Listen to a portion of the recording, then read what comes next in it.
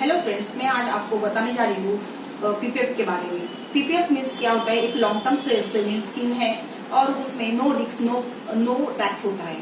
तो long term saving scheme means क्या होता है? ये 15 साल की होती है। 15 साल के बाद आप विड्रॉल भी कर सकते हैं। तो पीपीएफ क्या होता है? PPF means public provident fund. अभी उसमें नो रिस्क मीन्स क्या? तो आप पीपीएफ का खाता सरकारी बैंक में, ऑथराइज प्राइवेट बैंक में और पोस्ट ऑफिस में खोल सकते हैं। तो सरकारी बैंक कौन सा भी आप ले लो, एसबीआई बैंक ले लो, इंडियन ओवरसीज बैंक ले लो, बाद में प्राइवेट बैंक आईसीआईसी ले लो, बाद में एचडीएफसी ले लो। कौन से भी पोस्ट ऑफिस में आप खुला सकते हैं और आप अपना अकाउंट ट्रांसफर भी ऐसा कर सकते हैं। ये बैंक क्या है? वो इंटरनेट का काम करती है। आपका जो सारा जो पैसा जमा होता है वो सरकार के खाते में जमा होता है और सरकार आपको ब्याज देता है। तो बैंकक्रप्ट हो गया, कुछ भी लॉस हो गया प्राइवेट बैंक में, तभी भी आपका पैसा जो होता है वो सेफ रहता है। तो PPF is a best saving scheme. तो पीपीएफ अभी एलिजिबिलिटी क्या है? एलिजिबिलिटी मीन्स एज लिमिट क्या है उसका? न्यूबॉर्न से लेके means 0 to no limit, as no limit है उसको। न्यूबॉर्न भी अकाउंट खोल सकते हैं। उसको टैक्स बेनिफिट कैसा होता है? तो टैक्स बेनिफिट आपको मिनिमम अमाउंट कितना भरना पड़ता है? मिनिमम अमाउंट आपको 500 भरना पड़ता है और मैक्सिमम अमाउंट आपको 1,50,000 तक आप उसमें भर सकते हैं पर ईयर, पर एनम। तो आपको 1,50,000 के ऊपर के अमाउंट का टैक्स उधर तक आप भर सकते हैं। उस 1,50,000 में आपको टैक्स रिबेट मिल सकता है। टैक्स रिबेट मीन्स क्या? आपको एटीसीसी के अंदर एटीसीसी आपको टैक्स रिबेट मिल सकता है। तो 1,50,000 के ऊपर आपने उसमें अकाउंट में पैसा भर दिया, उसके ऊपर आपको इंटरेस्ट नहीं मिलेगा। तो आप मिनिमम 500 एंड मैक्सिमम 1,50,000 भर सकते हैं। अभी आप पर ईयर आपको 12 इंस्टॉलमेंट में भर सकते हैं और लमसम भी भर सकते हैं। फिर आप ईयरली मीन्स हाफ ईयरली भर सकते हैं, क्वार्टरली भर सकते हैं, मंथली भर सकते हैं।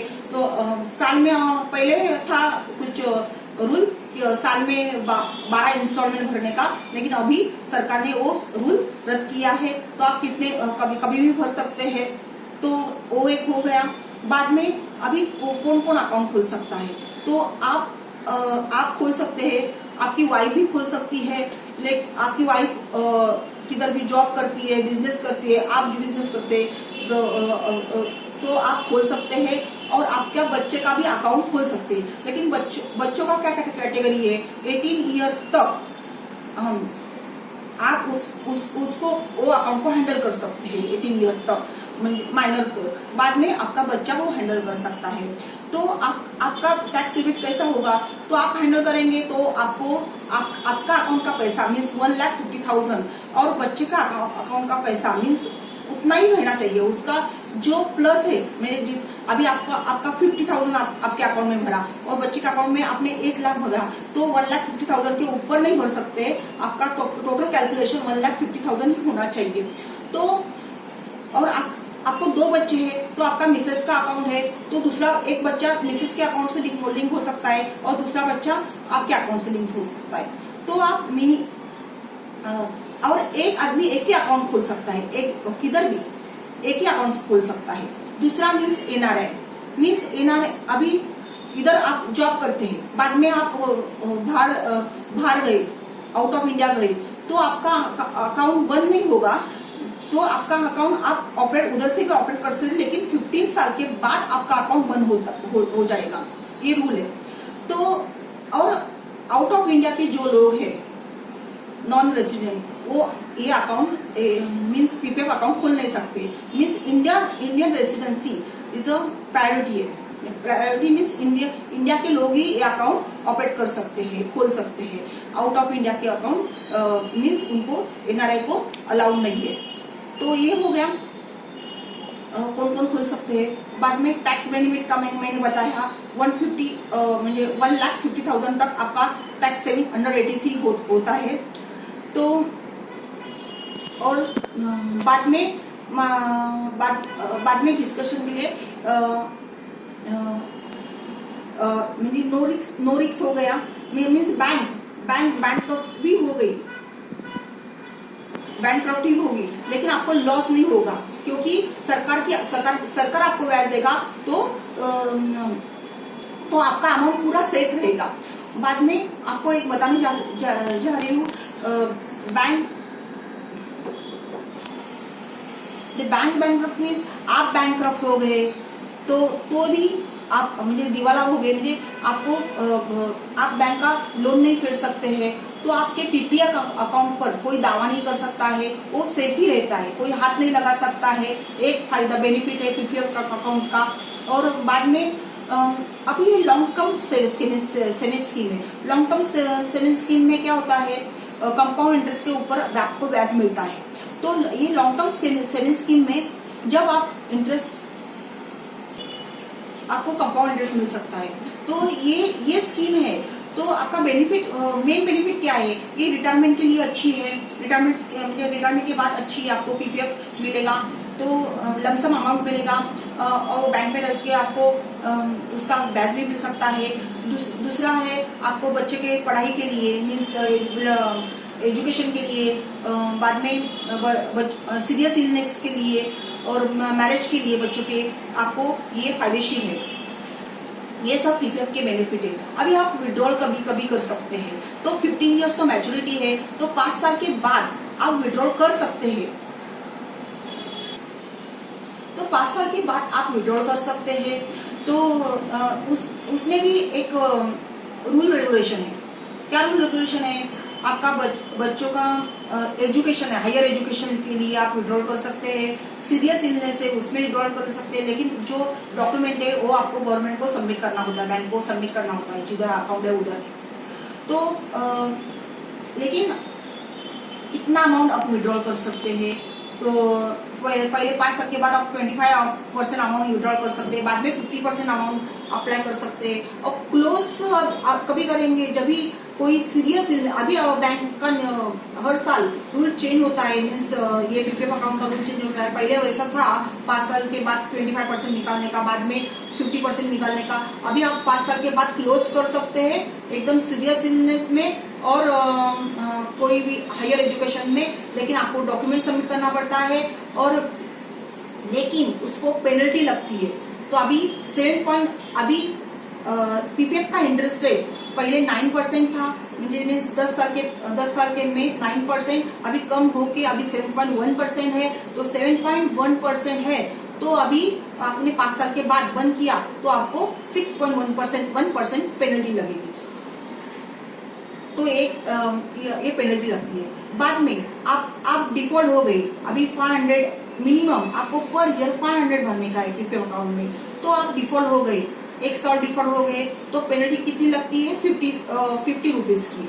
आपको नेक्स्ट ईयर 550 रुपीज आपको भरना पड़ेगा। 2 इयर्स डिफॉल्ट हो गए तो आपको 1100 आपको भरना पड़ेगा। मीन्स हर साल की पेनल्टी कितनी होती है, 50 रुपीज। बाद में आपको अकाउंट कंटिन्यू कर सकते हैं। ये पेनल्टी हो गई। लोन आपको मिल सकता है पीपीएफ अकाउंट के ऊपर 3-4 साल के बाद आपको लोन आपको मिल सकता है, लेकिन आपको पीपीएफ अकाउंट अभी 7.1% है, तो लोन का इंटरेस्ट रेट है कितना होगा, 8.1%। मीन्स आपने निकाला तो आपको 1% का लॉस होता है, और आपने लोन निकाला तो उसके ऊपर 7.1 मीन्स 8.1% को आपको इंटरेस्ट देना पड़ेगा पीपीएफ अकाउंट में।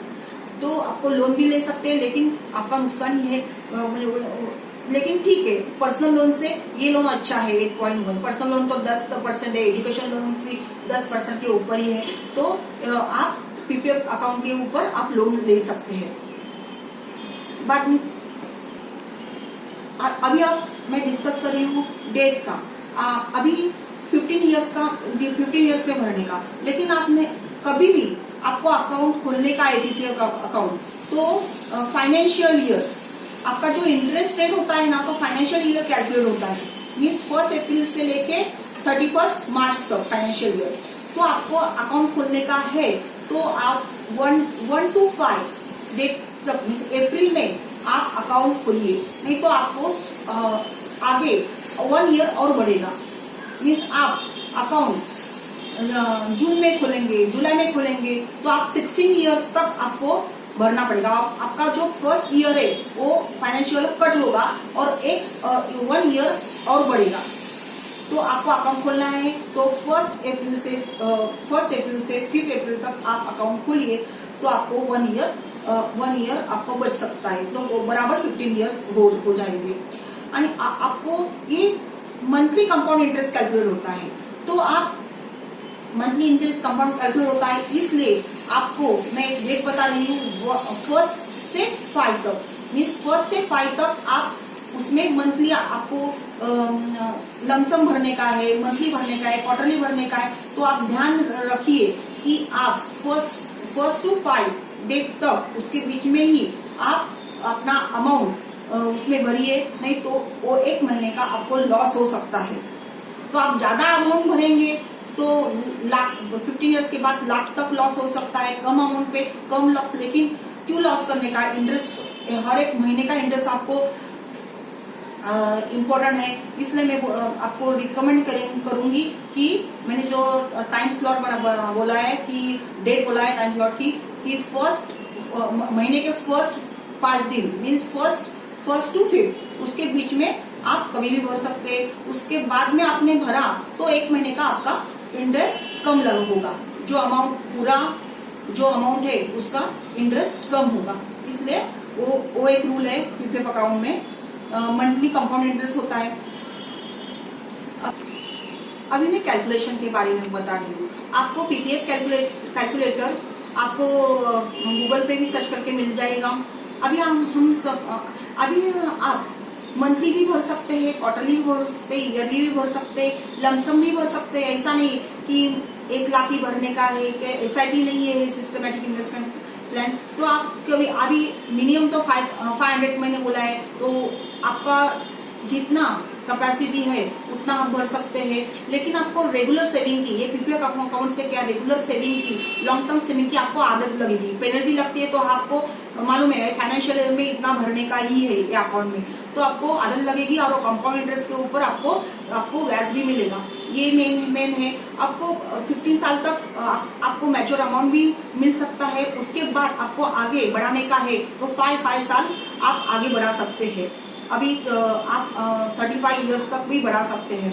तो अभी कंपाउंड इंटरेस्ट समझो, आपने मंथली, आप बिजनेसमैन है तो आपने मंथली 1 लाख उस पर डिपॉजिट किया पीपीएफ अकाउंट में, तो 1 लाख के ऊपर कंपाउंड इंटरेस्ट करके ये 15 लाख आप भरेंगे 15 साल में, तो आपको कंपाउंड इंटरेस्ट करके आपको कितना मिलेगा, 27 लाख। आपकी जो टोटल कॉर्पस अमाउंट है वो 27 लाख हो जाएगी। आगे फिर से आप 5 इयर्स बढ़ाएंगे तो आपकी अमाउंट कितनी हो जाएगी, 44 लाख हो जाएगी। बाद में आगे और 5 इयर्स आप बढ़ाएंगे 1 लाख, तो आपकी अमाउंट समथिंग 67 लाख हो जाएगी। और बाद में आपकी 30 इयर्स बढ़ाएंगे तो आपकी अमाउंट मैं परफेक्ट बताऊंगी 1 करोड़ के आगे ही होगी, 1 करोड़ के ऊपर आपको मिलेगी। तो PPF is a best option for retirement plan, for children higher education, illness, और आपको फायदा ही है इसका। आप 15 साल के बाद सब मैच्योर होने के बाद आप बंद भी कर सकते हैं। तो PPF is a long term saving scheme. अभी एफडी के ऊपर आपको इंटरेस्ट सिर्फ 5% मिलता है, लेकिन पीपीएफ में 7.1% मिलता है।